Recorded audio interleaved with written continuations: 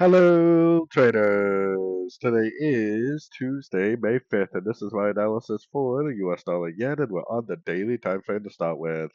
So the dollar yen really is finding a lot of support at this 50%.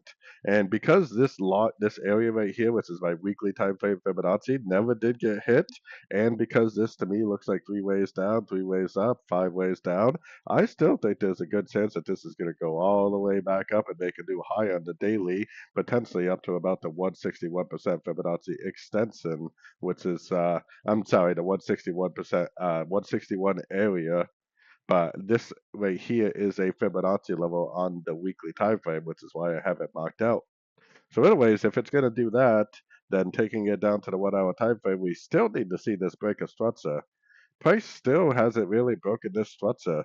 It needs to break this high with momentum. Then it needs to make a pullback, and then we need to go long on every single pullback we see from that point forward.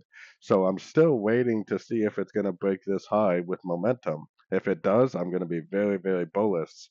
Now, one thing to keep in mind is it could break this high, reject it, and then go all the way back down. The trend is technically down on the daily right now, so we should technically be looking for shorts. I personally think that it's going to break and then make pullbacks and start an uptrend. But, we have to do what the market tells us to do until it breaks this structure. Technically, we are in a downtrend.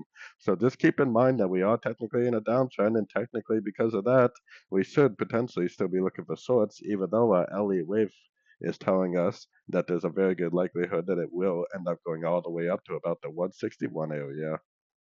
So anyways, don't forget to like and subscribe, and as always, thank you for watching and happy trading.